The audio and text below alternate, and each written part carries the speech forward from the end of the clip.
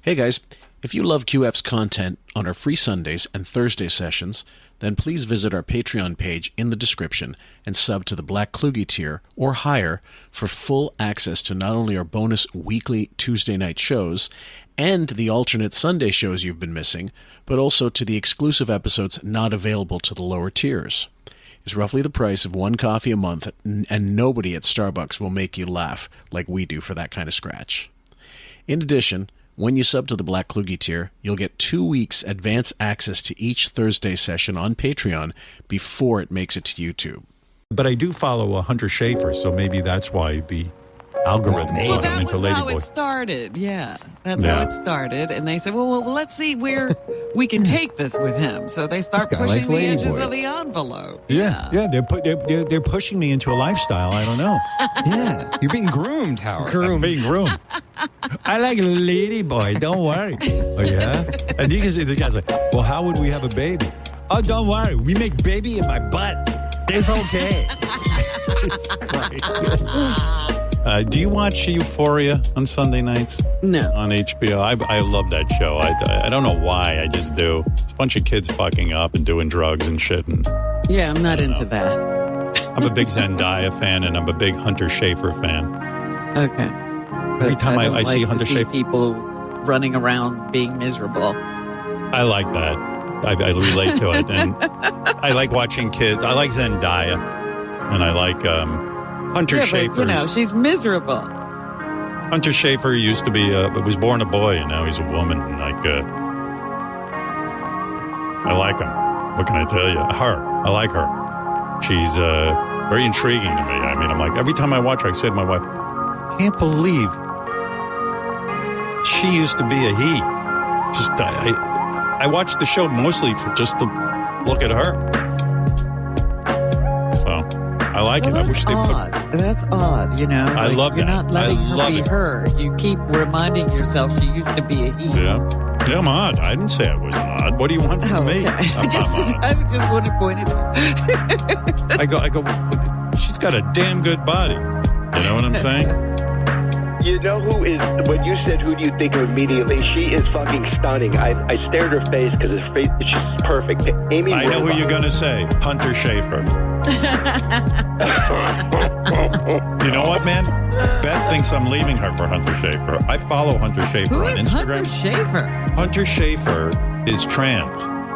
And she's on the TV show. And she still has balls and penis, by the way.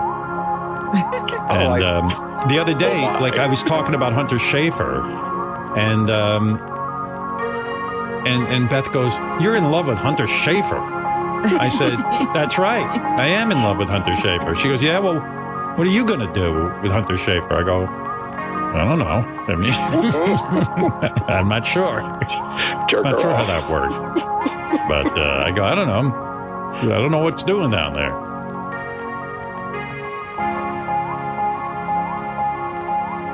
Welcome, ladies and gents, back to QF, a podcast about Howard Stern. I'm Fillmore, your host, a.k.a. Jim Fix.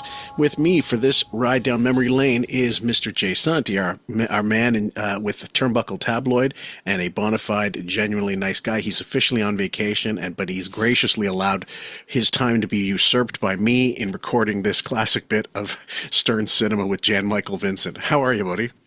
Oh, I'm doing great. This is just like the first day of just exquisite relaxation. That's what I'm looking into. I just pick for you guys. Just picture Al Bundy on the couch. That's it. That's all I have to tell you. That's exactly. As a matter of fact, that's what I'm going. I'm going as Jay vacationing Al Bundy Santi today. That's who I am.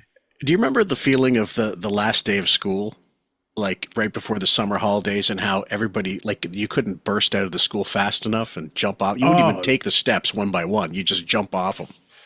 Yeah, you're just sitting there waiting for it's like a relay race. You're waiting for the teacher to hand you your report card and be like, okay, bye. And you're just gone. Yeah. And so mentally you check out when, as soon as you know it's vacation, you can actually, you don't say it, but you might say it, but you go in your brain. And there's a feeling, it should, unless you've already got some hijinks planned or something right away, give you a little lift from off your shoulders and go, okay, now I can exhale. You know what I mean?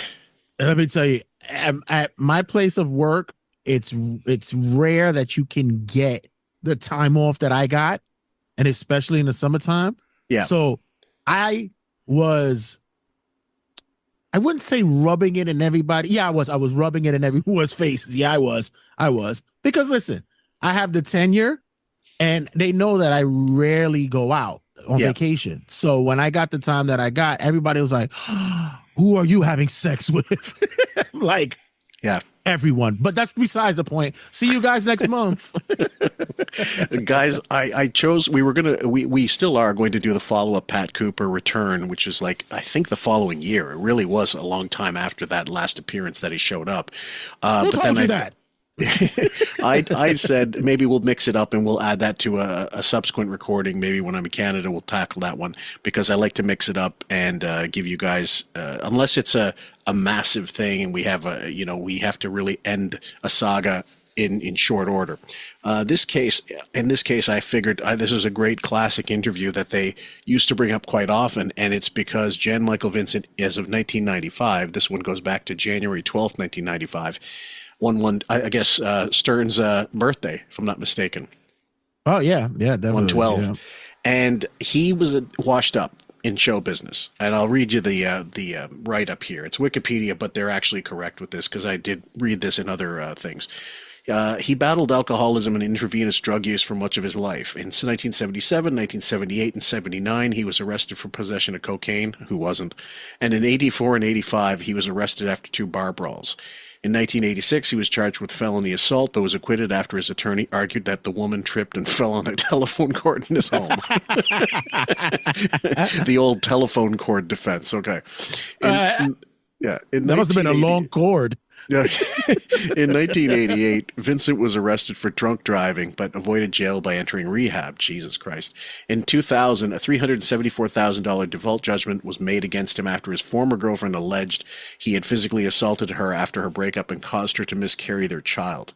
In the 1990s, he was involved in 3 severe automobile collisions, which he barely survived. And this is like after one of them. This is right before one of them, I think.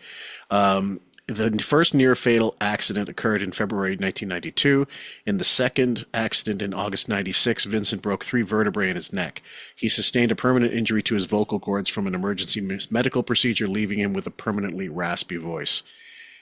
He was charged with drunk driving again after his 96 accident and again sentenced to rehabilitation and placed on probation. In an interview on the television program The Insider in September 2007, when asked about the 1996 car accident, Vincent answered, I have no idea what you're talking about. I don't remember being in an accident. He had other things that happened before he finally passed away in 2019. But he was living in North Carolina, and it was a really sad ending to a guy who had he had Hollywood by the balls. You remember him in the 70s, man, in the 80s. Like before Airwolf, he had a lot of parts. He was a stud. Let me tell you, hearing that, if you didn't tell me that was Jan Michael Vincent, I would have sworn it was like Tom Sizemore or some shit like that. Yeah. Because it just sounds like, and it goes to show you how really bad he was and bad off that he was, because in the 70s and 80s, they forgave you for everything. Like they didn't, back then, you could have been caught with a hooker going over a cliff while drinking a 5th of Jack, and you'd have been a star of the next movie coming out. For him to have the career that he had and then just squander it that way, and for Hollywood to say, we're done with this guy, that says how really bad you were. One of the stories I heard was that he actually stepped on his girlfriend's kittens, like squashed them in a drunken rage.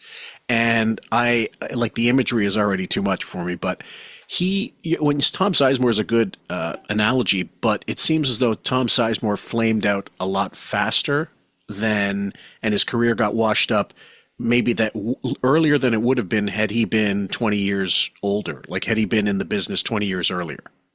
But yet he still got chances. They gave him chances when, even when he did Celebrity Rehab, he had his saving Sizemore. Saving Sizemore.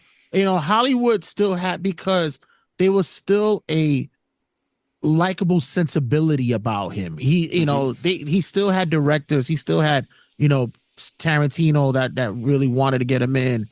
Michael Mann was still a fan of him. He still had a lot of guys in his corner. He just couldn't punch himself out of it. Jan Michael Vincent it seemed like he's just a fucking turd. Like it was really fucked up with him. Yeah, so we're going to go into the interview, guys, but it's more of a cautionary tale than anything, as if you guys need to know this or we're all famous, right? But it can happen to anybody, but when it happens to someone who's so, addiction.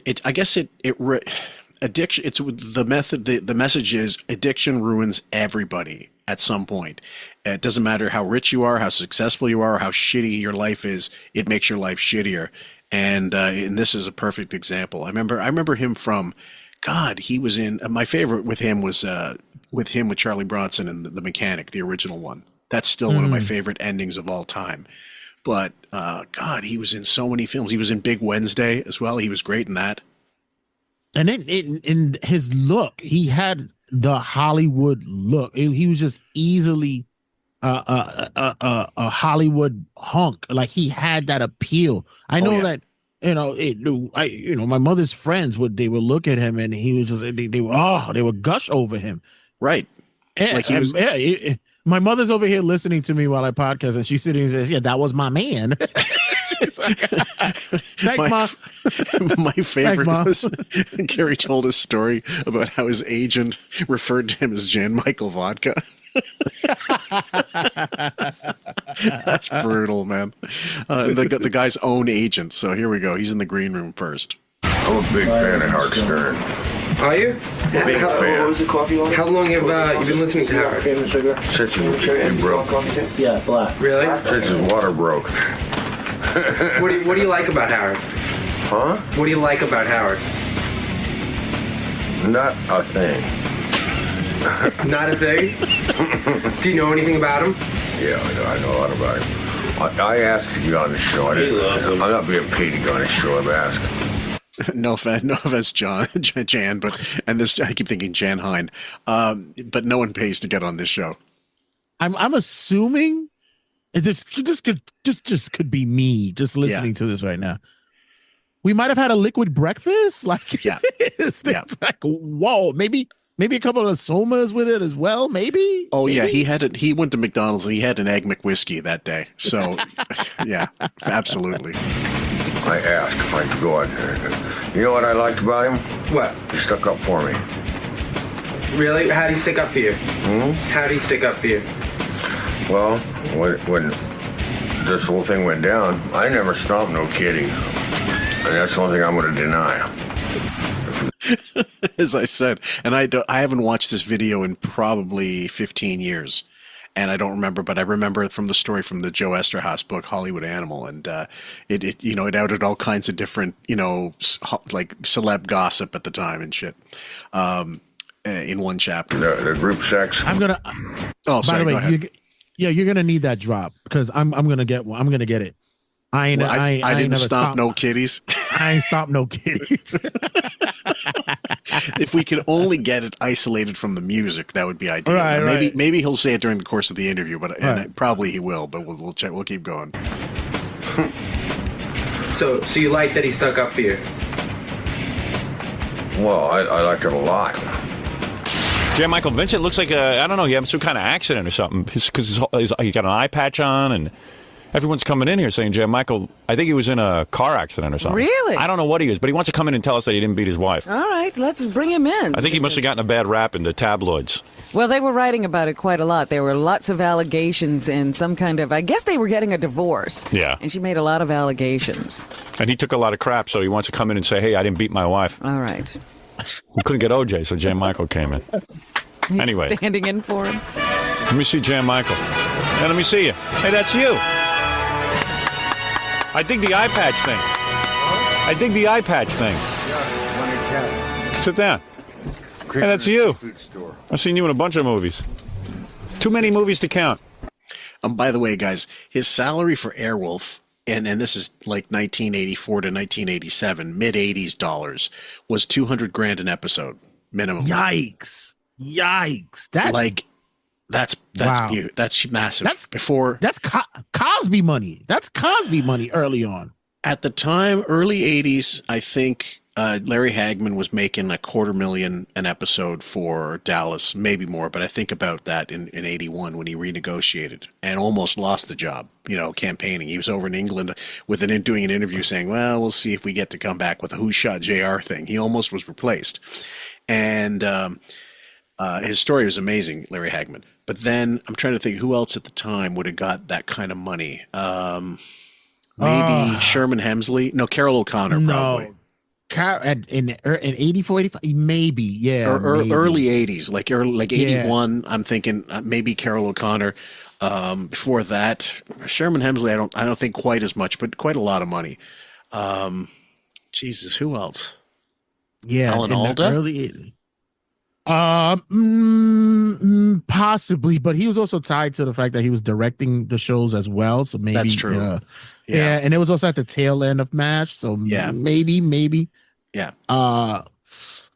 Yeah, at that time, the 80s didn't really have that the early 80s had the stint of all the 70s shows dying out.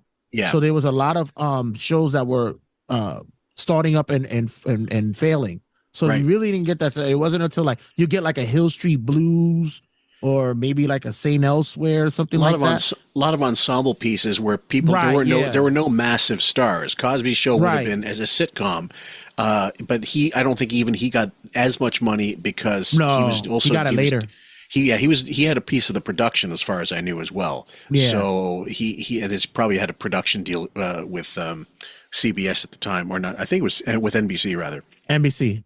Yeah. And so he produced A Different World, and he must have made boatloads on that because that was quite successful in its way. Yeah, because he had Cosby and in that Marcy Warner Productions. Warner were backing Productions, him as Carsey Warner, we're backing him you as got it. Yeah, Carsey Warner, yeah. Yep. Well, if I died by 3 movies, I'd be James Dean. That is true. Well, I done 60. What the hell happened to you? What happened? You had an accident? Car accident? Are you on?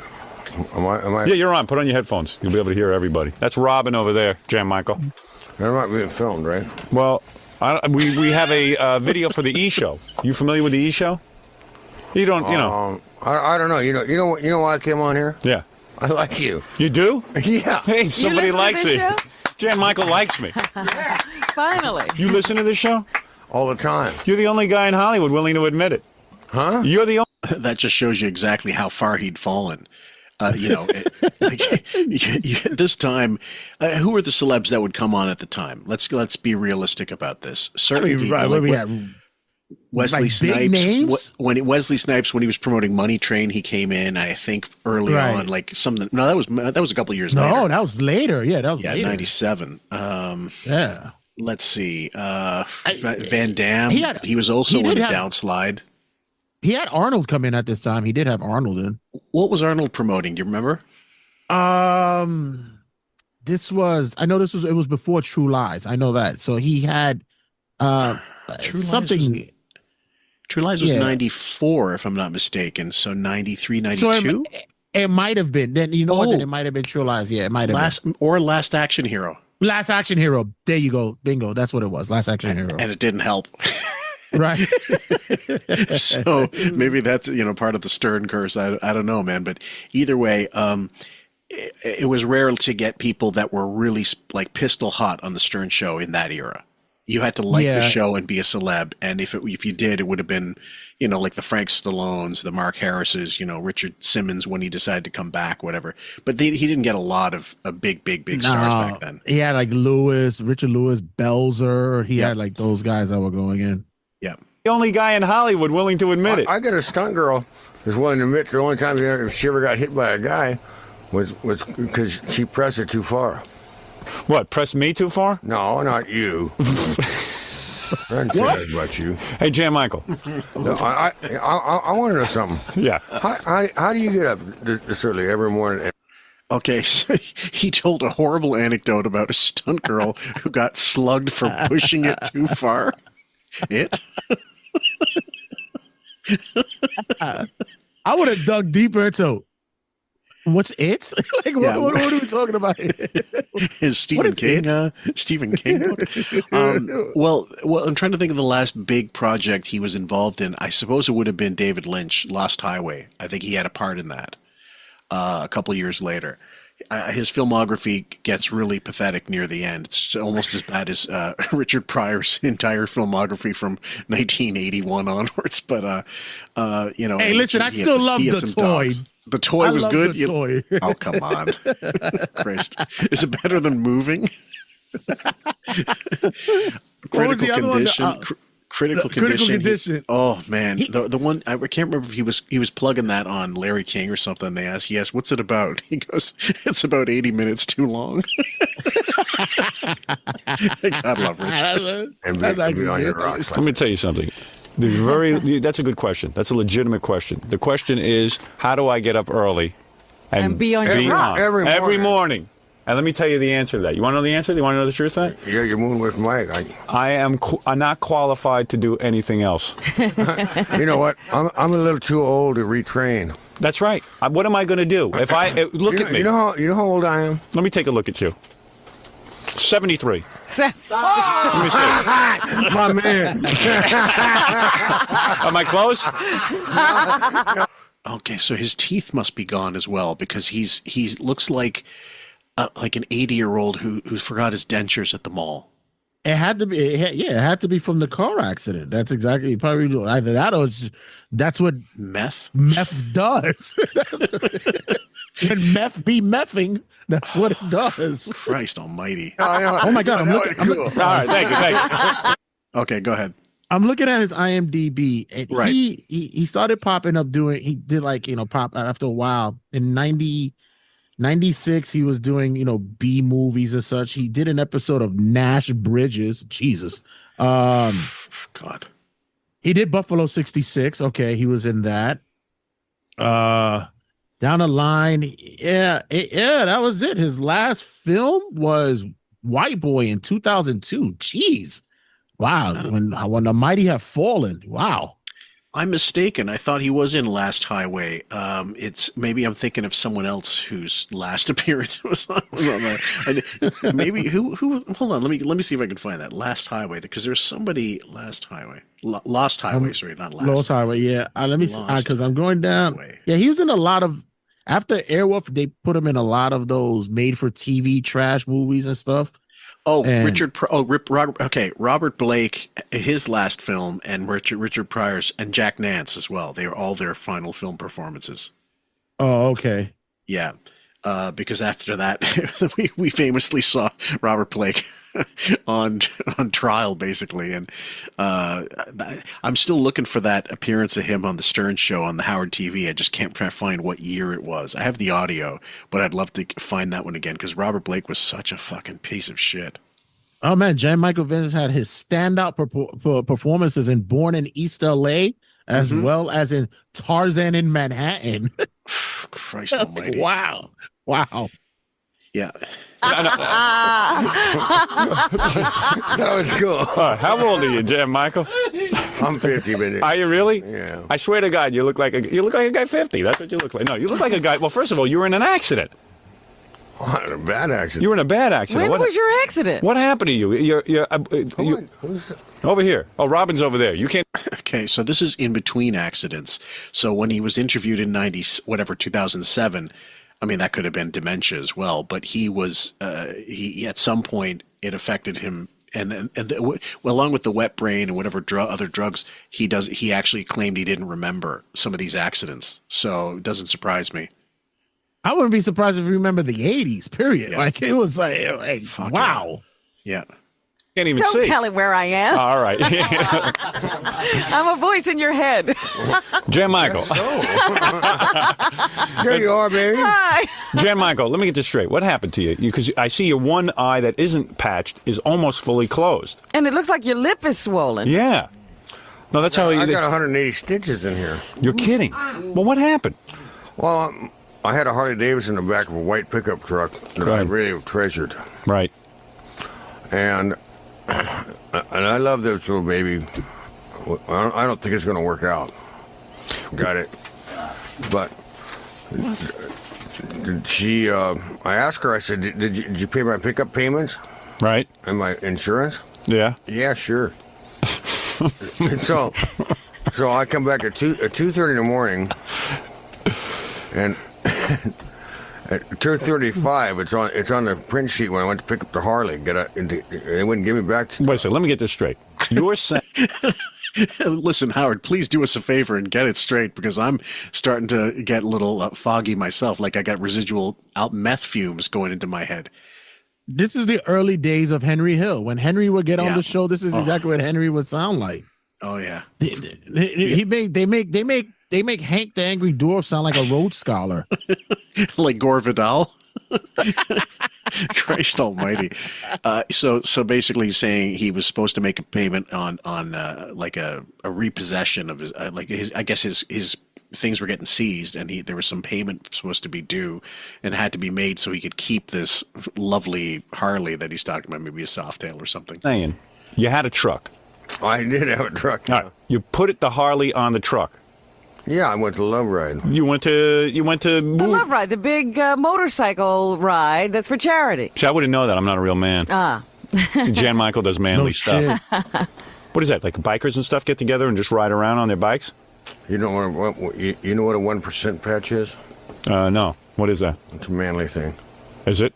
A 1%ers. I'm in the 1%ers. Yeah, I know what that is. What do you think? What do you think? I'm a homo? I know What that. is the 1%ers? You know what? I know exactly what it is. I don't. You ought to know Bob Jennings. Let me tell you something. I got a 1% patch, okay? I'm telling you, you should know Bob Jennings. Robin, whisper in my ear what a 1% patch is. No, what is a Bob? Who's Bob Jennings? Let me tell you what. Let me tell people. No, let me tell her what it is. Let me tell her what a 1% She's smart patch enough is. to know. No, she's not. Listen, let me tell you something. A 1% patch, it's for certain guys. It represents 1% of the nation that is up for Conan's job. I'm up for the job. Jan Michael's up for the job. Okay, hold on for a sec. I realized, and I forgot this ages ago to see if I have them here, but I'm gonna. Oh God.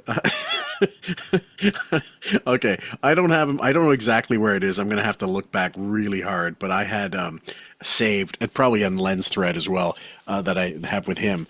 I saved this guy's post who he was he was advertising himself on Twitter as the real Jan Michael Vincent. He was posting all kinds of stuff. I'll read some of them later because he's just funny as fuck, and as if he is, Jan Michael Vincent, and he's got shitloads of followers. And it's completely politically incorrect.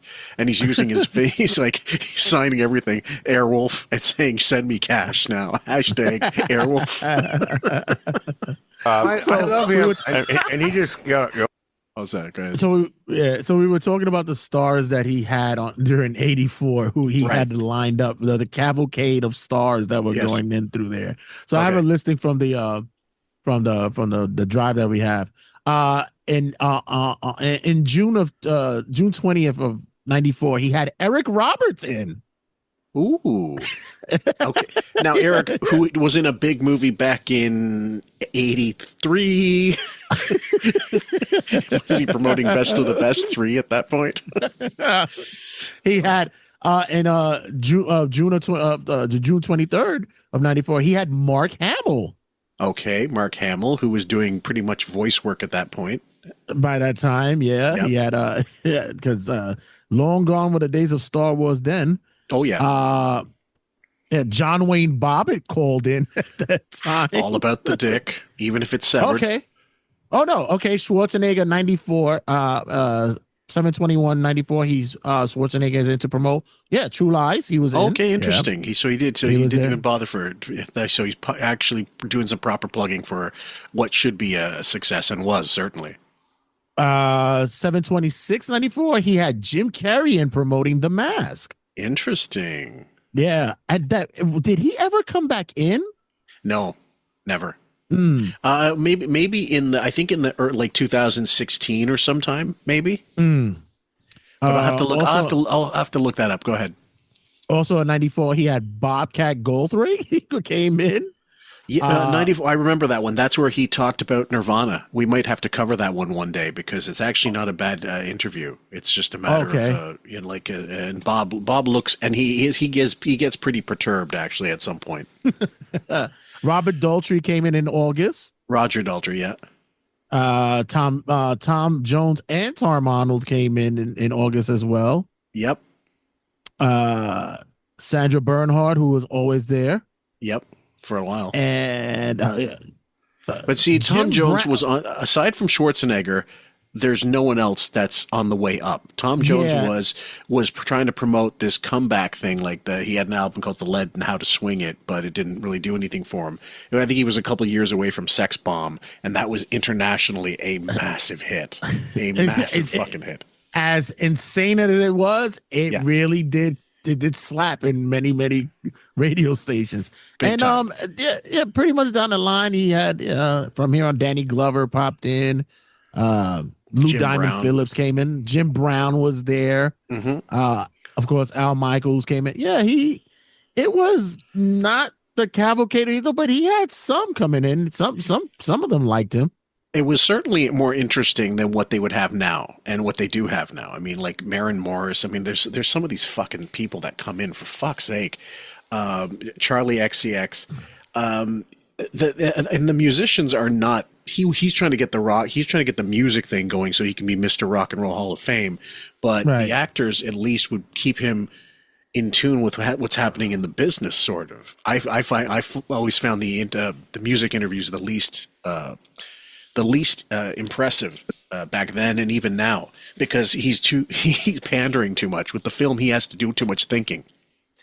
Well, at least with the musicians then, he would have them do something. He would have them do a parody song or something. Sure. You know, he had Carly Simon come in and sing something. Yep. Meat Puppets did something. Yep. But nowadays, it's just, the reason why you became a musician, was it because your father hungry? Because your father didn't love you enough? Fuck off. I wish he would. Well, so Jan Michael Vincent at this point doesn't have anything to fucking promote, and he's on the balls of his ass. He could not be in a worse situation, and as I said, on the way to another fucking accident before he's completely washed up. But this would be the perfect venue for a burnout like Jan Michael Vincent. I thought it would have been great that it would have been something even funnier in which Grillo was going to go get Wiggy's soup, and he ran into Jan Michael Vincent begging for change on the corner or something. Fucking hell. Over my head. Conan O'Brien. It's the 1% of the people who are up for his job. So you know what I'm saying? I finally, after you explain. All right, Jan Michael, let me get this straight. So you're on your pick. When you had the accident. I got one eye and dark glasses on. I'm sitting here with one of my favorite people I've ever been around. Thank you. I didn't come here for money. I know, you're not promoting anything. That's a good thing. Yeah, because we're not paying you. Guess what? What? I'm here because I'm a fan. Really? Well, thank you. I do appreciate that, Jan Michael. I like that. I like that someone is willing to come forward. How did you discover this show? Who turned you on to it? Satan. The radio. Nobody. Cappy's the only one that can talk to appliances. Jan Michael, come on, you know that. The radio told me about him. Oh, man. Just found us on the radio? My pickup truck, I got repossessed. Yeah. Oh, dear. That's what started all the trouble with my wife. Wait a second. Is that what happened? Well, I'm trying to tell you the story. Well, wait a second. We wanted to know what happened to your face recently. Yeah, what happened? Oh, well, I center punched a Bronco into a rock wall. All right, so let me get this straight. You were driving back from the motorcycle event. No, I had the house cleaned up because she's kicking me out. Your wife is kicking you out of the house. Yeah. I don't think we're all talking about the same thing, Howard. We're not? He's talking about the problems with his wife. Oh, okay. All right. The whole problem that happened with my wife came about because I have a white pickup truck I treasure a lot. It's an F1 Ford 50. There are certain men who treasure their vehicles. Their vehicles, yes. Like myself. Yeah, I'm a vehicle man. Limos count. Don't laugh. Limos count. Riding a bike with Ralph with helmets on counts. Letting the innards of a Jeep corrode in the garage while it's unused for years and not wanting to get rid of it. That's a guy who loves his cars. It counts. Come on. Oh, fuck. Don't laugh. Behind that, His muffler must have dissolved in all that time. I got a $20,000 Softail Harley in the back of it.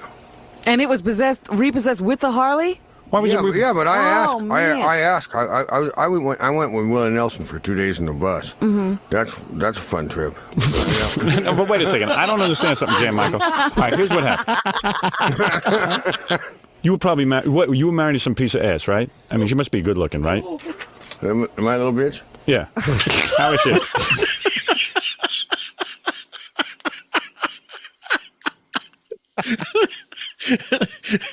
The husband of the year award goes to. I'm telling you, he's Hank. He is Hank before.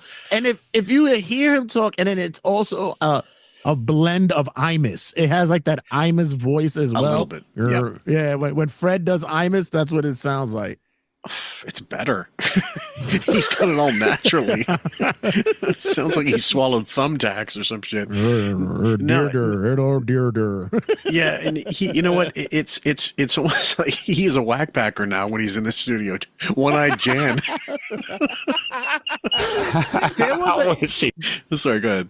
There was a skit. I don't know. I don't know where it was from, but it was of pirates arguing or battling each other to see who was more of a pirate, and it became that the person got 2 peg legs, 2 patches, two parrots on them. This is what he looks like he's going for. It looks like he's going to become like the best pirate ever.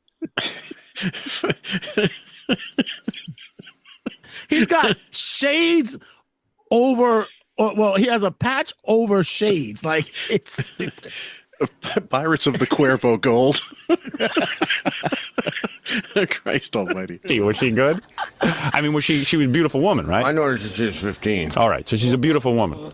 Mm-hmm. You weren't dating her when she was 15, though. Well, he was 15, no, too. I was dating her. I was doing what you call it with her. Oh, really? You were having sex with her? Yeah. Nothing like a little statutory rape to get the morning started. This is what I'm telling you. The 70s and 80s was so carefree. I mean, come on. Just look at Jimmy Page. Look at Elvis, for fuck's sake. He screwed Priscilla when she was 14. Look at Jerry Lee Lewis. Come on. This is what we're doing. Oh, God. What was that exchange? Oh, one of Elvis's aides, Lamar, rest in peace. Elvis said to him, look, Lamar, I just found out that tonight that Priscilla's a virgin. She was like 14 at the time. And he goes, what? Yeah, I just found out. He goes, okay, that's interesting. What prison are we going to? Of course, when you're the king, you get away with that shit. So wait a second. Matter of fact. Really? Anyway. Well, you must be able to get a lot of girls. Howard. Yeah, go ahead. Listen to me. Go ahead. I'm in love with this girl. Go ahead. You love her? No, but I had a tape, and a white accident got it off me the other day. I don't know how he did it. Right. I had it in my pocket right here. Go ahead. Let me see that. I just want to see your pocket, that's all. So wait a second. You're saying... Are we on TV? Yeah. We're still on TV? I hope so. Hold on. I got to listen to that again because I don't know if I understood exactly what I heard. I got a tape. I feel like I'm in... I don't know if that's what happened. Am I watching Fear and Loathing in Las Vegas? Like, this is...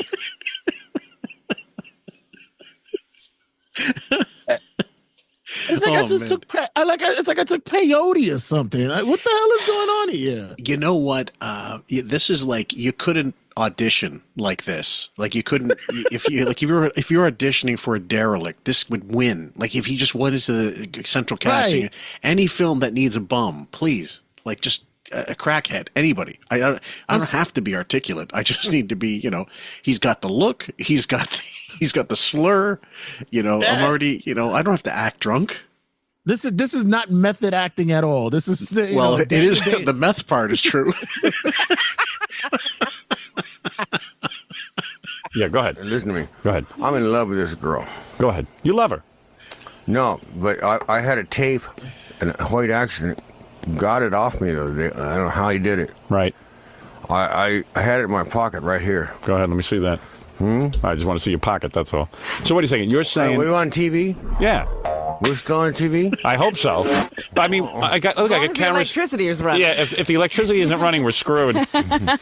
Jan Michael. Well, I'm sure glad I combed my hair. Yeah.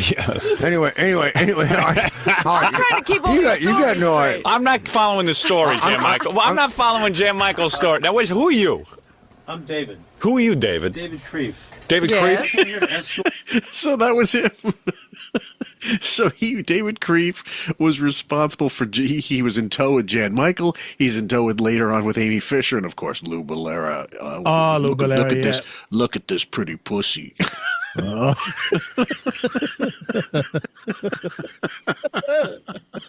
First, I want to examine that pussy. Those drops, I have to make those into drops if I can. I asked Len, like, we're going to use those for certain, absolutely. He's so fucking creepy, Lou Bellera, but like, who's creepier, Jan Michael or Lou? I know exactly when you can use those drops. Whenever you do anything with Beth coming in to talk about the North Shore, North Shore and the cats. Look at that pretty pussy. Look at that pretty pussy. Yeah. George Jan to make sure that he arrives. That's a good idea. Wait, grab that microphone on over there.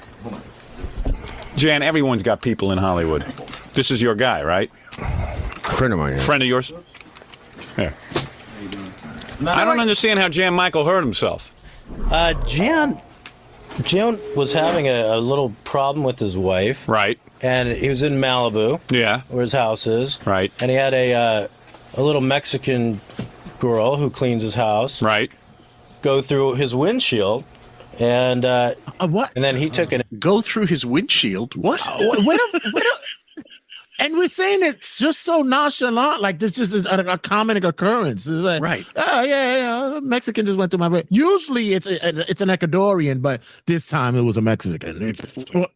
Oops. Yeah. What? Well, first of all, how can he afford a house, let alone a housekeeper at this point? Right.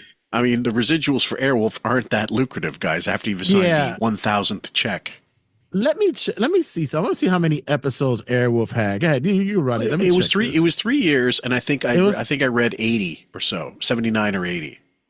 Oh, okay. Not enough for syndication, but worldwide it would have been syndicated because internationally they don't give a fuck about 100 episodes or not. No, it was only 55 episodes. Oh, really? I thought it was more than that. And usually for you to syndicate, you got to get hundreds, at least 100. So yeah. I don't even think you can get this on YouTube.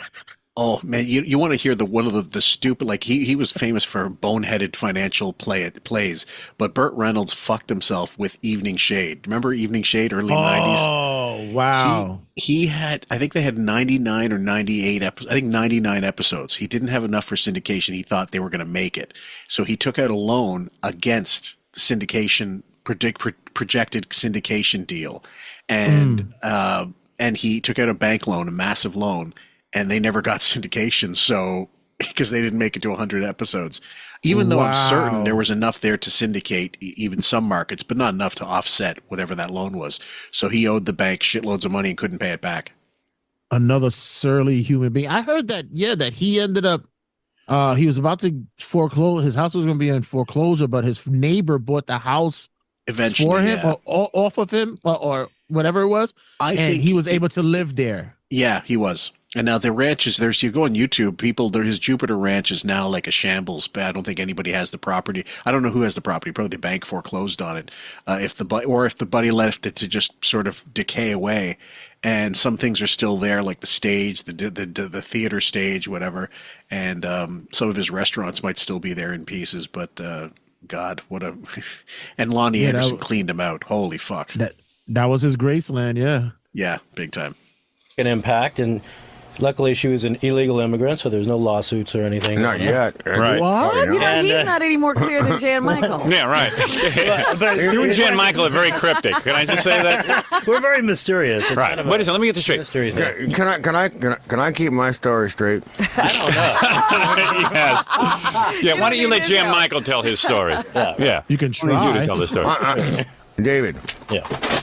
All right. We'll talk about this later. Right. All right, Jan Michael, let me get this straight. Mm-hmm. What am I getting straight exactly? Where was I in the story? All right, all I know is you were in the white whatever it is. No, I had a white pickup truck. This is where the whole problem started. Right. Now, I asked my lady if she paid my Bill.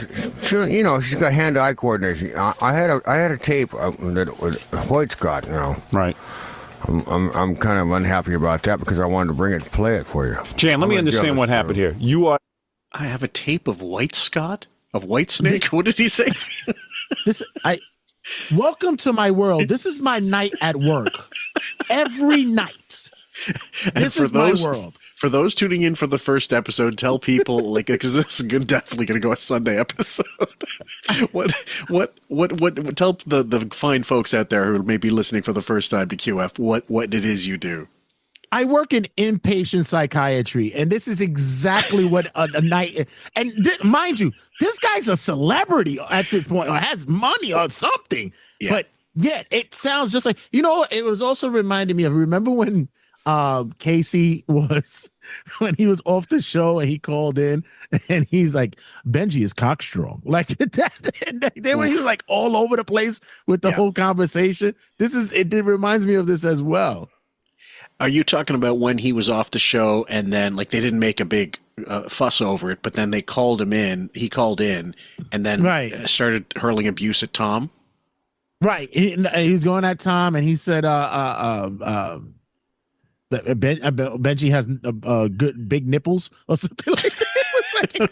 I haven't heard the audio in probably well over a decade. So yeah, I gotta check that. Yeah, we gotta check that out. Yeah. But now you and your wife are estranged, right? You're divorced? No. Or are you back together? Are you back together? Look, she was 15 when she came around. Right. Well, I just want to get to the bottom of everything. In case you guys wanted to be reminded of the statutory rape. Just in case any authorities weren't paying attention. Yeah, let's just bring it back. And Hollywood executives, I'm telling you, I'm bookable. Pure bank, I'm telling you. Yeah. Are you two still together? No, I'm just out of the house. Oh, you You're are? out of the house. So where are you living now? Are you in Manhattan now? No, I'm with my friend Bob Jennings. Oh, you are? Oh, you're staying with him? Mm-hmm. I'm just trying to figure out what the heck's going on with Jan Michael. He's in the valley. Is he? Jan's in the valley. Yeah. Are they getting a she's divorce? in Malibu. I don't think so. You don't think so? You're going to get back together? Right now they're talking. I see. I didn't get a divorce before when I married her. Well, that was true. That's right. So, Jan, now how serious are these injuries that you have taken by driving the... Now, what happened? No. See, the wife problem started because she didn't pay the bills and the truck was repossessed. Right. And God bless you, girl. All right, go ahead. Yeah. Okay. Yeah, Robin's very smart, by the way. How do you know that? How do you know that? How did you get that from this conversation? He said it. All right. Wait a second. I want to know about her. She's cute. She used to interpret for Joe Walsh. Yes, Joe had his own. He needed subtitles as well. And another one. It's a map, and so far Robin is following the map. I guess I don't know. I find myself to be somewhat intelligent, or maybe. Okay, I'm not drinking. I'm sober today, and I can't understand a fucking thing that he's saying. Dude, this is like following a marble on a piece of glass. I have no idea where it's going. Fucking hell. Hey, let me tell you something. I happen to know him. Yeah, I know. You two guys must like each other. Yes. David Crosby was a friend of mine, too. Oh, there you go. The three of you together are dangerous. So, wait a second. So if there's no truck, how did Jan Michael get hurt in the accident, Robin? See, I don't know about an accident. I bought her a car the same time I bought the truck. Oh, you so did. Did you bang up her car? I bought her, yeah.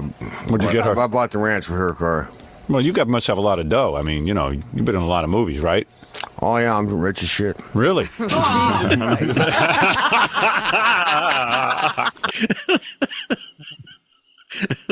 So this, that of course, was coherent. We got that one. I had to bleep that one. I don't think you could say the S word on the air. I had to bleep You know what? What? You're very wealthy, right? Yeah, you're wealthy. I have been really hard pressed not to swear. You know what my biggest problem is? Go ahead. With the lady? Go ahead. I can't imagine you have problems with ladies. I mean, you're a good-looking guy. Well, I used to be. Oh, yeah. No. It's just the fact that I have a bad mouth. Right. Yeah. So do I. You came home after your truck was repossessed. And you never been here before, have you? Where? Where I'm talking about. I said I got a bad mouth. Oh, I got a bad mouth too. Yeah. Yeah. I mean, I've been fine by that's why I'm a fan. I know. You understand, right? I understand completely. All right, listen. You must be packing a lot too. Women in your pants. I mean, you're probably well hung, right? That's about that big. Really? That's all? Of course, we had to crowbar in a dick question. Although that would have been probably question number 2 in a modern interview with Jan Michael Vincent. Yeah, we don't do foreplay anymore. Now we just cut to the chase. Straight in. All right. So wait. That's your deal. Right. Well, let me get this straight. You know how big my dick is? All right. If you have to put it that way. If you have. Another drop. Save that one. Yeah. To put it that way, go ahead. No, I mean, listen. Wait. Rock shit. Whoa. You better. Dear. All right, here. Let's take it. Hey, Jan Michael. Yes, sir. Because I know you want to refute all these things that have been said about you in the tabloids, right? No. Oh, you don't? I thought you did. No. My wife had sex with all my friends. In fact,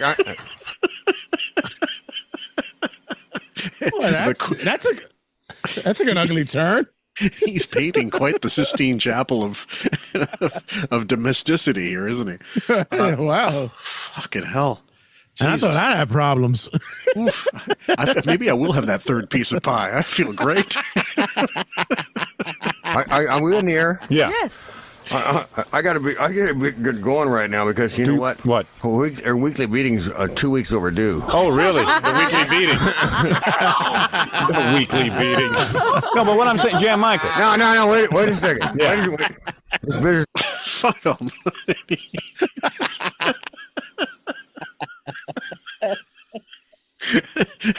So this is 1995. Howard's probably at just about max saturation in terms of syndication in between 95 and 97. I'd say by the time Columbine happens and by the time the Selena thing happens, maybe Selena's right around the corner this year. Yeah. So after that, he probably drops off. He loses a few markets, especially down south.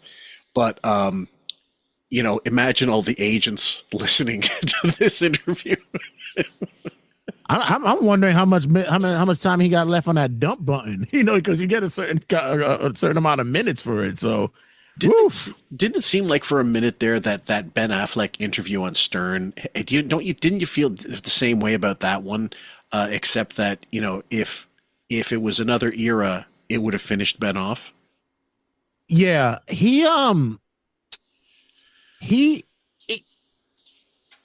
with him, I've always noticed he makes bad choices. Yeah. And at that point in time, I don't know why he decided to do that interview. Like there was no need for it. I mean, Stern is not the Stern of old, so he could have really blew that off. But yeah, he looked really, when you guys covered it, I was like, wow, he looked really bad, man. It could have been a disaster. But once again, they're lovable guys and they'll probably find their way back. But compared to Jan Michael, oof. Oof. Well, I'm just going to, at the time, I remember he was promoting that basketball film. I'm just going to try to find the name of it. I think it's called, okay, that was his directing one. It's not The Accountant. What the fuck was it called? Not The Last Duel. The Way Back. The Way Back was it follows an alcoholic construction worker who was recruited to become the head coach of a basketball team at the high school where he was a star. Wow. Typecasting. The worst fucking movie you could choose to do when you're recovering. When you're an addict, you're not even recovering. You're just an out and out addict. And also to promote that movie, it's like straight to Amazon Prime or even Tubi. Like I wouldn't even believe there was something like that. But if it would have been something early on, like around when they basically broke off into Hollywood, he'd have been done day one. I think so. Yep. This is about stopping a cat. Yeah. What about Did you kill your wife's cat? My wife's cat? Yes. Have you ever killed a cat? No. No. The cat is still alive? How about a kitten? Ask him about a kitten. Have you ever killed a kitten? No. And the kitten's still alive. I don't want to refute any of this mess. Oh, you just don't want to get into it? You don't want to get into it? I said I don't want to refute any of it. Oh, you don't? You mean it's good for your image, in other words? No, in other words, I didn't do it. Right. Period. Yeah. Okay, that's all I got to say. I didn't mean to I refuse to address right something. I just first of all, he doesn't want to refute it, right? What's refute mean? Yeah, let me go back to my dictionary. Yeah, I'm gonna go to my dictionary, make sure I know what the word means, because I don't think that's the right word. When he says it like that, doesn't it make you think like we've been using the word wrong our entire lives? Right. I'm sitting going like, am I wrong? Is it me? Yeah. I don't. All right. Well, okay, Jan Michael, educate. Let's go. Right. Keep going. It's so much bullshit. Okay. Here we go. Oh, wait a second. I'm going to clean up that language. No, I thought that's what you wanted to do. I thought you guys wanted to get it all out in the open and say, hey, Jan Michael didn't do these things. We're just warming up. Oh, you're warming up. Right. Well, let me take a break. Now, Jan Michael, you ought to get your side of the story out, right? If you want. Yeah, sure. Let me take a break. Stern, I'll talk to you about anything. Really? You bet. All right. Well, you're very open and honest. There's no Except question that about the it. accident that caused him to wear an eye patch. Yeah. I still want to know why you're wearing the eye patch. Because I upped up.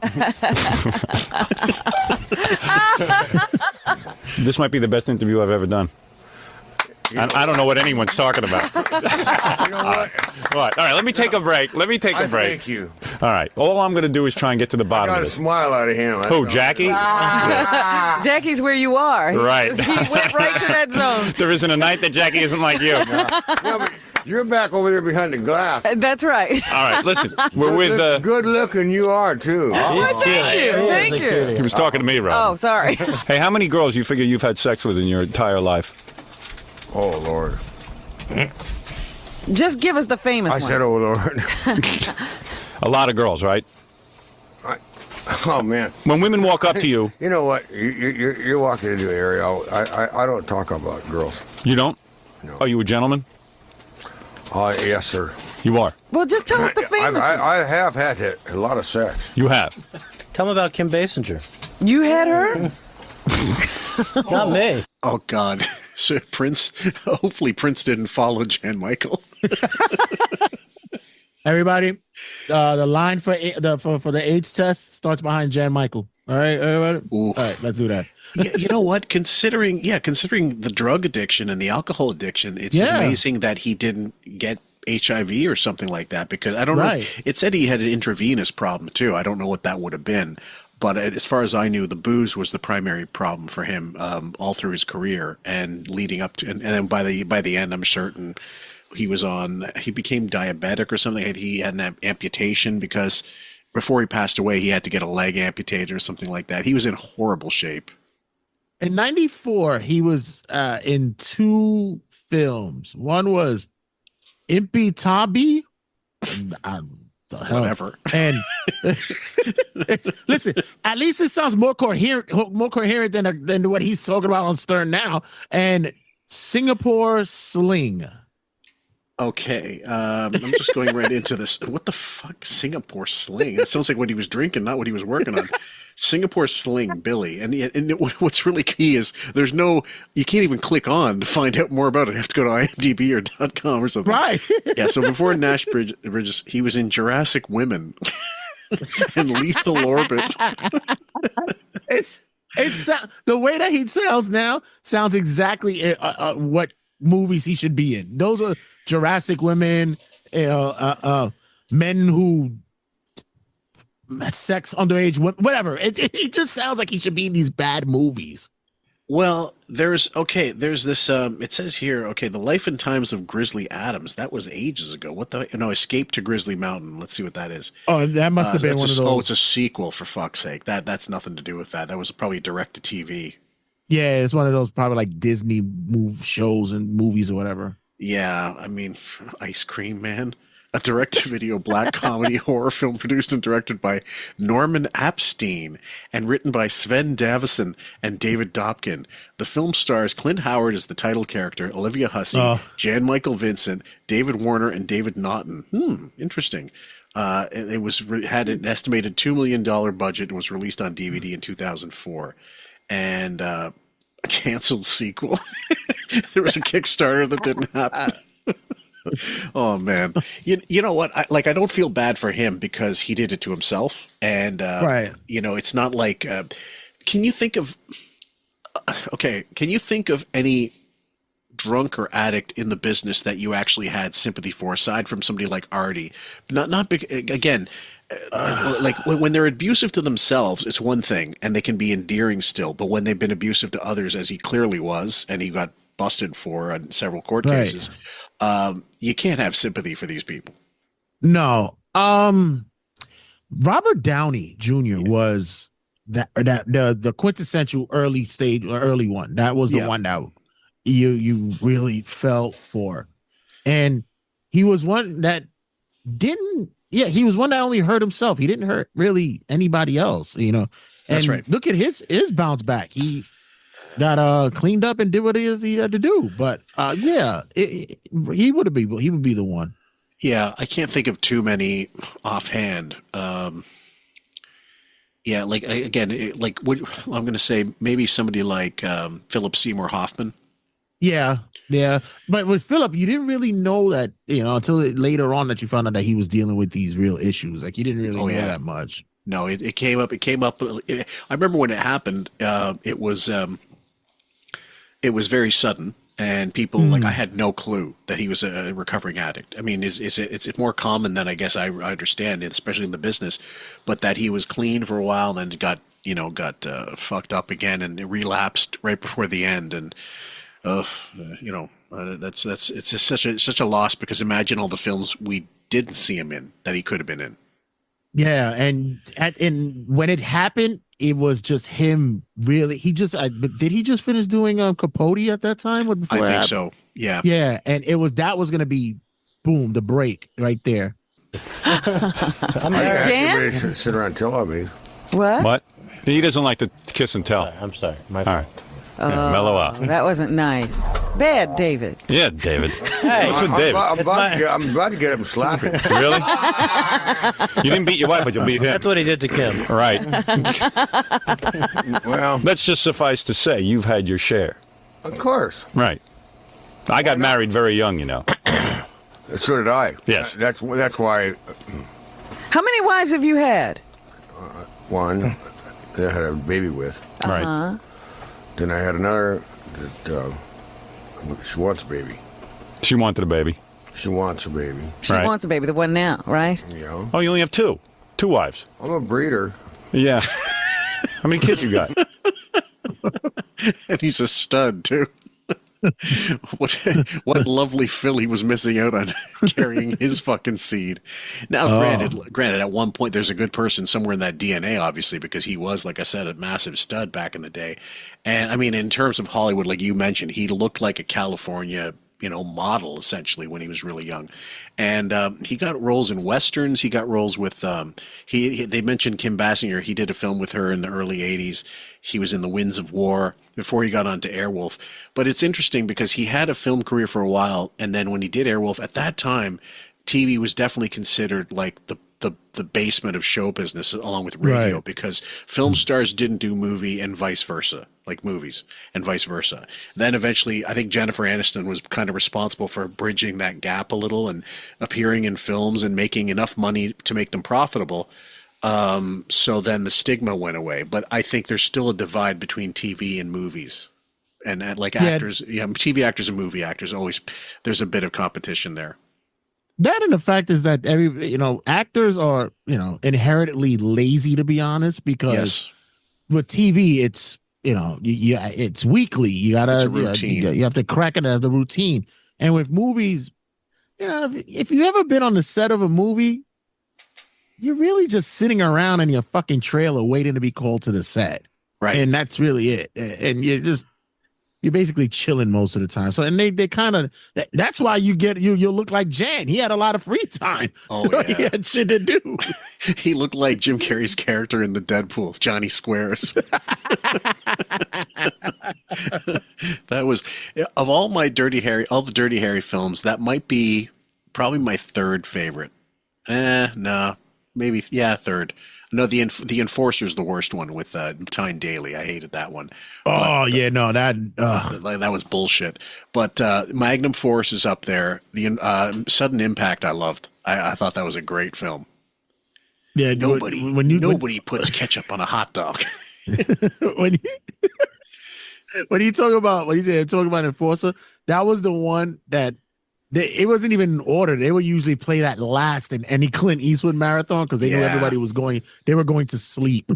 Yeah. Well, when I was home last, I don't collect DVDs anymore, but I couldn't resist it. They sold. It was a box. It was like a DVD box, not Blu-ray or anything. There's regular DVDs, but it had all the Dirty Harry films, and I'm like, I got to get that because I'll burn them and I'll, whatever. It's one-stop shopping and with the subtitles and everything like that, and I can upload them. And I remember watching The Enforcer again, and I go, now I remember why I didn't buy this on its own. You got one kid. So the wife now wants a baby? Well, there's a longer story to this, and I don't really talk about it. You don't talk about that story? No. But you said I could ask you. I'm not going to talk about that story. Really? I'm not gonna talk about that story. Let's go be on the next one. It is? What's the next one? The next question? I'm running out of questions. Well, Jan said what do you mean? Talk about anything. Hey, Jan, what do you mean you're stoked? What did that mean? No, I'm just happy to be here. One of the biggest things about coming here. I think Jan likes to party too, right? You like to party, right? When I was younger. Right. Well, I'm a little older now. Right. What's that song? What? Excuse me, but now how are we going to clear up this thing with your wife?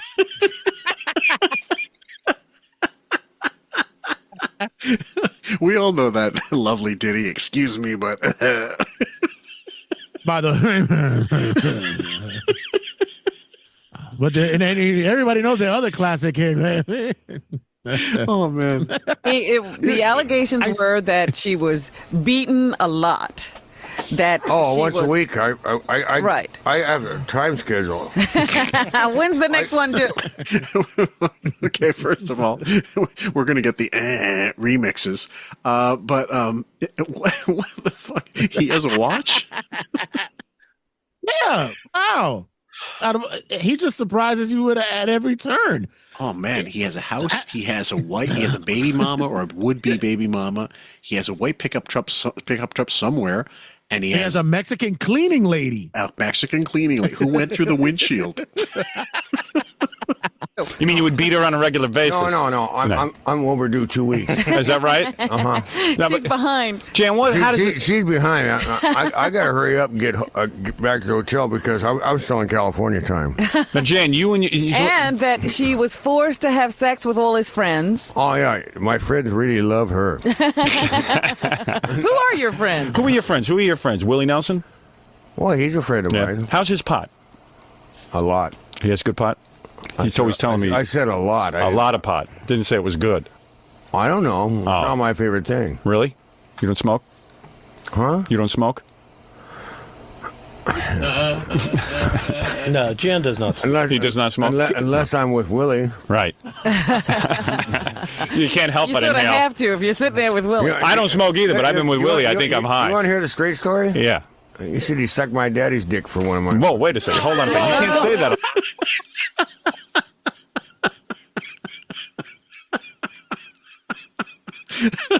I just love that he was on terrestrial radio and just didn't give a fuck. Are we on television? Well, you know what surprises me more? That Jan is dead and Willie Nelson and Ozzy Osbourne is still around. It's like, wow. It goes to show you the impacts of drugs and time, what it does to different people. And do you know what's amazing? I looked on Willie Nelson's channel, like his official YouTube channel, and there's that cover, that Pearl Jam cover that I mentioned before on the show, that has like 20 million hits. But then there's clips of him singing with his boys that have equal amount of hits, and covers that he's done. And so people, with his body of work, they use YouTube as basically a jukebox. They put all of his songs that they can find. They put it on, and there's constant rotations. And he's always, and the more recent video of him singing, he's still good. He still got it. He was losing it for a while, that he got it back, and he can be really good. He doesn't just talk through the songs anymore.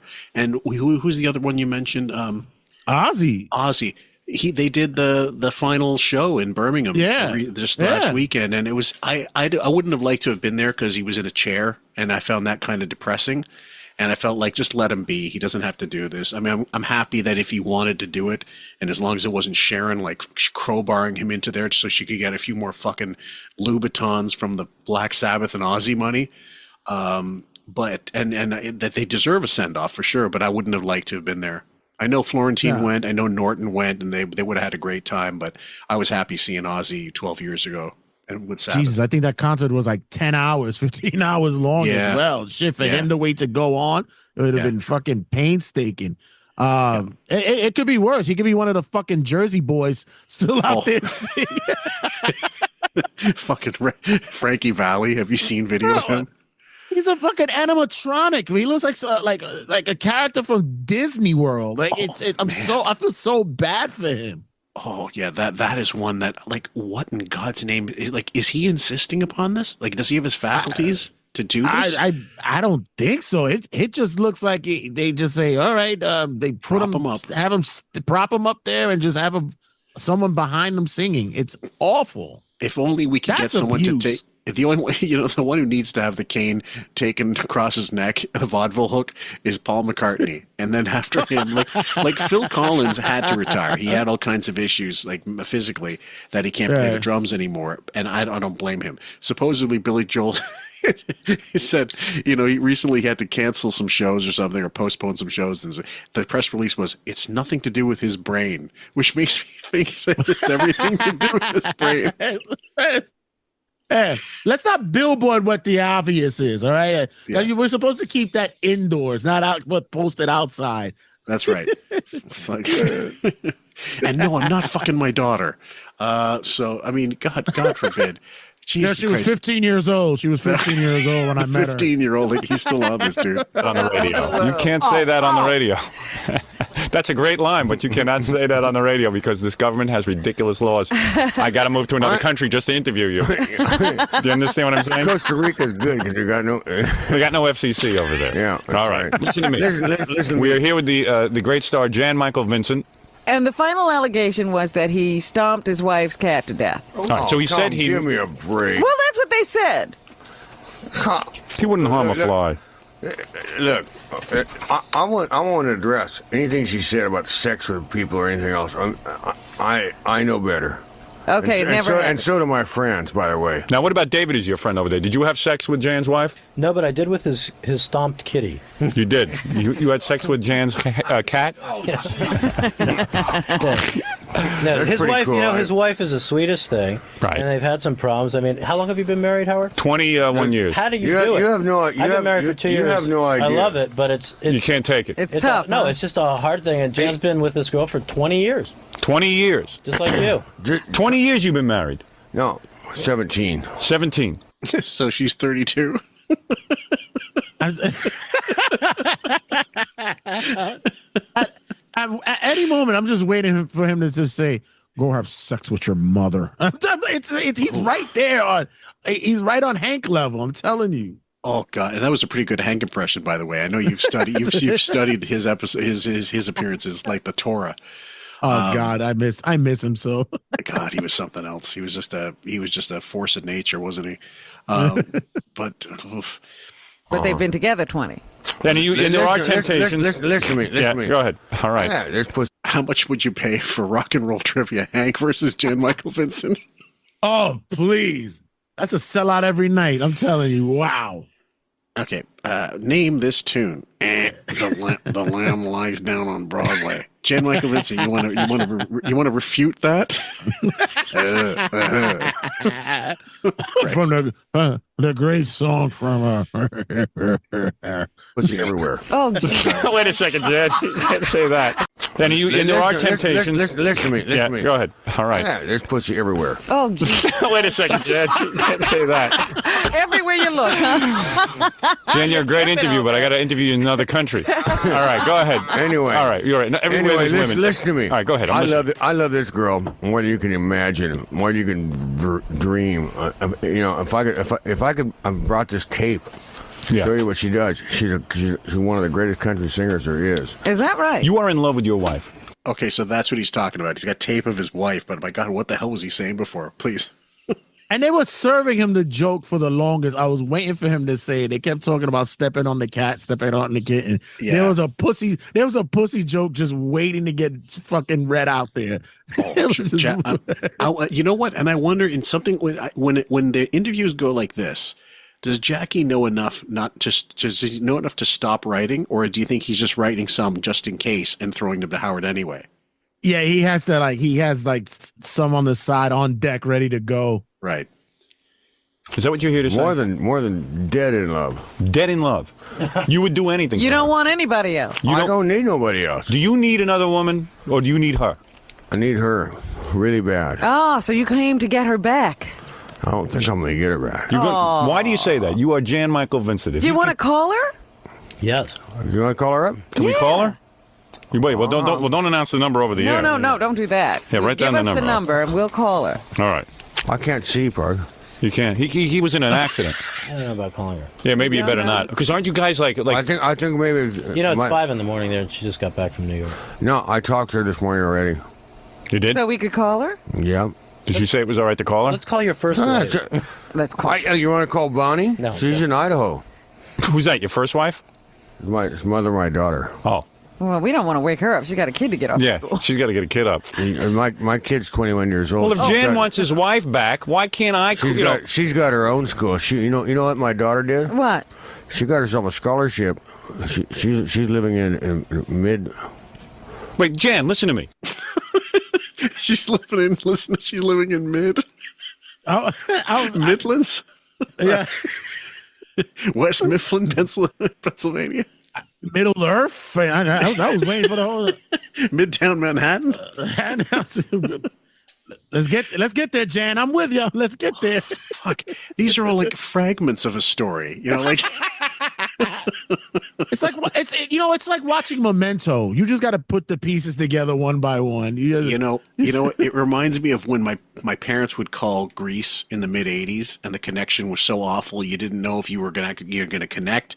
You didn't know when your connection was gonna break off. So you'd be in the middle of listening to them, and all of a sudden it'd be like, "Ako Manoli nasupog." It was like $5 a minute too, and shit. And that was worth its weight in gold. And we're talking before the bricks, guys, before the Star Tech and bullshit. Star Tech. But you have a collect call from. Right, we don't want any. Just accept the charges. Why? Why can't we talk with this operator on the line instead? You want your wife back. What's that? Do like a telegram. Yeah, big time. Just tell her I said this. You know what, David? Go out and give her. No, I want her back. I'll get her back for you. Let me get her back for you. We can. Let me handle it. All right. This up. All right, pal. I got a haircut for you, man. All right, hold on a second. Never mind the haircut. Go out, give the number to Gary. He'll call her and say, "Hey, come on the air. Jan wants to say something beautiful to you." Here, give me a pen. All right, go ahead. I'll take care of it. Does your wife like my show? Right up. I don't think she understands. She doesn't get it? What is she, Mexican or something? No. I don't know. She's a little short blonde girl. Oh, is she? She speak English? I don't understand about the locust. So what happens? You and your wife get into arguments. Well, they got into an argument about the truck Because she didn't pay the bill. Right. Let me tell you something. My wife better pay the bill. That's where it came from. Because listen, it was just the only thing that happened was there's a place right that we go to. Lee Marvin used to go there. So it's the last place in Malibu where you can go buy a beer. Right. You mean you can't buy beer in Malibu? Not anymore. All right. So you went to buy a beer. No. They ran out. He drank. He bought them out. He drank it all.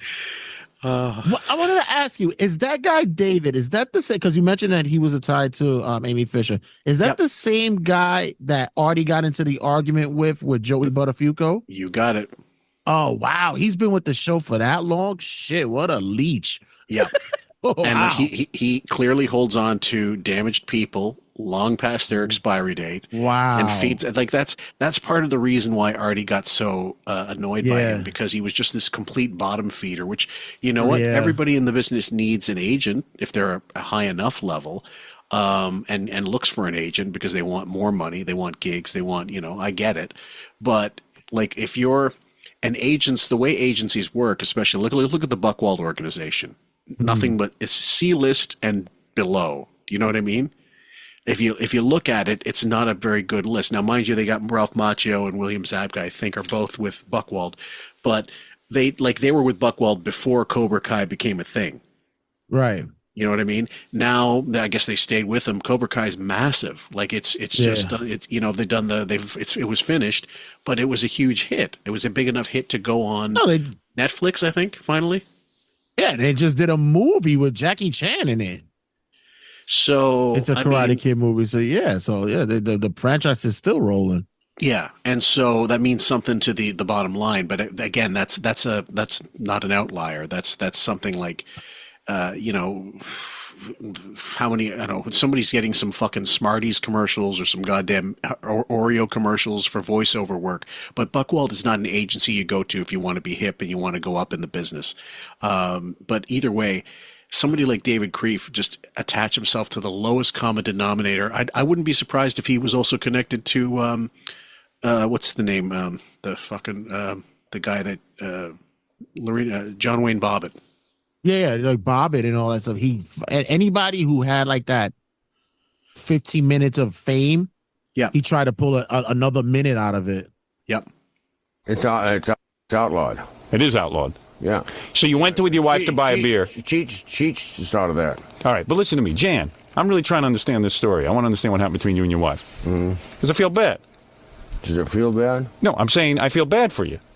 Oh, I if I was you, I'd feel bad for me too.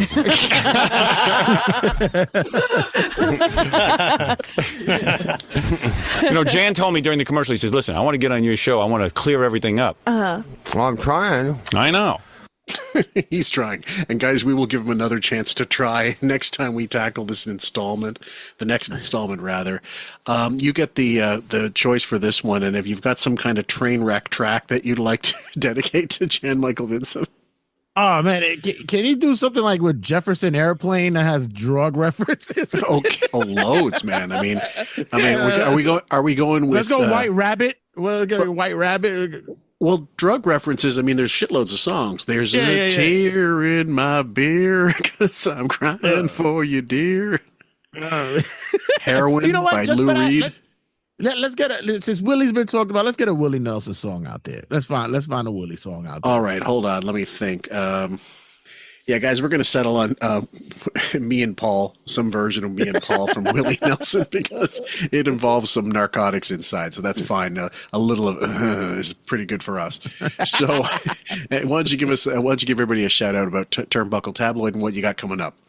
I'm going to be cranking out a whole bunch of content these next couple of weeks, guys. So be on count. Hey, I'm on vacation time, which means I'll be working at home. But other than that, it's all going to be fun because this is what we got coming down. We got tons of wrestling coming down the pike, reviews going down the way on Turnbuckle Tabloid, and got a lot of gaming content as well that I'm going to be throwing up there. Diving into my emulators, some games that I haven't touched down and played or have never played, and I want to see what I've missed out and want to bring it to light these days. And also make sure you guys check out New York Wrestle Media for all things relative and not only wrestling, but pop culture for you guys. So make sure you check us out on New York Wrestle Media on YouTube as well. Thank you so much for being part of this, brother. We love you. We always love having you on. And thank you all of the fans in QF land and Turnbuckle Tabloid land. We're going to be doubling up to do some Synergy episodes soon. And we hope you enjoyed this one. Have a great one. And as always, goodbye, my sweet loves. Okay? And I'm going to fly out there next week, and I'm going to straighten your ass out. And I'm going to make sure that you really get it. I'm going to make sure that you know what a rude, thoughtless little pig you really are. Do you understand? You're a rude, thoughtless pig. So be ready on Friday the 20th, because I'm coming out there. I'm going to tell you this, then I'm going to turn around, I'm going to fly right back home. You are a rude, thoughtless